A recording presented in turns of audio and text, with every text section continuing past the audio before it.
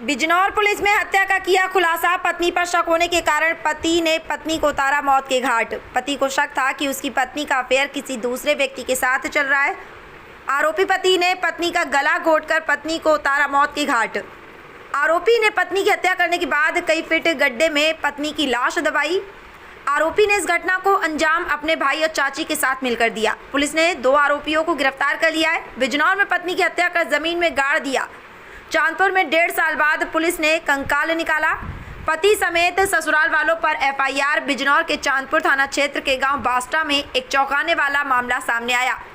यहां एक व्यक्ति ने अपनी पत्नी की हत्या कर शव को जमीन में गाड़ दिया। पुलिस ने आरोपी की गिरफ्तारी के बाद हत्या की सच्चाई का खुलासा किया। करीब 5 साल पहले कामिल पुत्र बाबू कुरैशी ने गांव सफदलपुर रेहरा की आशिफा से कोर्ट मैरिज की थी। बता दें कि शादी के बाद से आशिफा के परिवार को ये रिश्ता पसंद नहीं आया। फिर भी वह अपनी मां आसमा से छुपकर मिलती और फ़ोन पर बातचीत करती रहती थी। लेकिन पिछले 1 साल से आसमा को अपनी बेटी से कोई संपर्क नहीं हो पाया। जब आसमा अपनी बेटी के ससुराल जाती तो उसे ये कहकर टाल दिया जाता कि आशिफा रिश्तेदारी में गई है। पुलिस ने आरोपी कामिल को हिरासत में लेकर पूछताछ की तो उसने चौंकाने वाला खुलासा किया। आरोपी ने कहा कि उसने लगभग 1.5 साल पहले अपनी पत्नी की हत्या कर शव को जमीन में गाड़ दिया था। इसके बाद पुलिस ने आरोपी की निशानदेही पर बास्टा गांव के पास तालाब के किनारे खुदाई शुरू की। भारी फोर्स और फॉरेंसिक टीम के साथ पुलिस ने घंटों तक खुदाई की, लेकिन शव बरामद नहीं हुआ। पुलिस ने जंगल में ग्राम समाज की जगह से कुछ अवशेष बरामद किए, लेकिन फॉरेंसिक टीम अभी अवशेष की पुष्टि नहीं कर पाई है।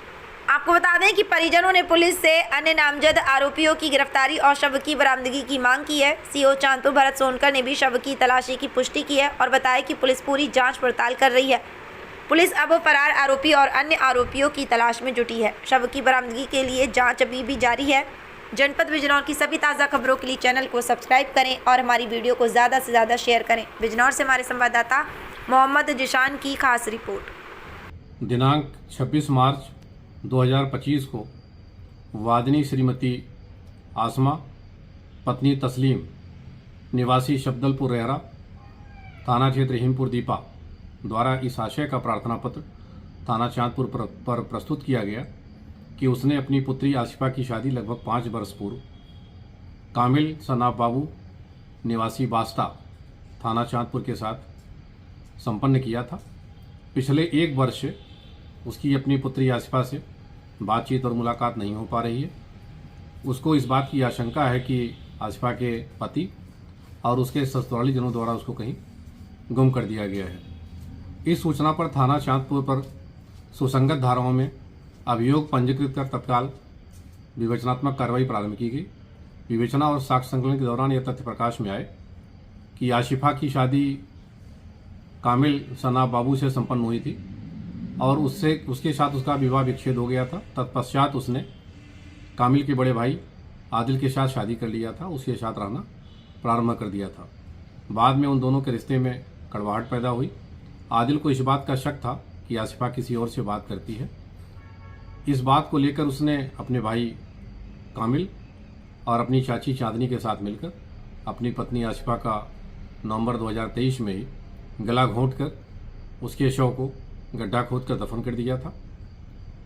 विवेचनात्मक कार्रवाई में अभियुक्त दोनों की निशानदेही पर मृतका आसिफा के शव की हड्डियां बरामद की गई हैं और अभियुक्त आदिल और कामिल को गिरफ्तार कर लिया गया है और उसकी चाची जो इस हत्याकांड में शामिल थी चांदनी, उसकी गिरफ्तारी के लिए थाना स्थानीय द्वारा प्रयास जारी है।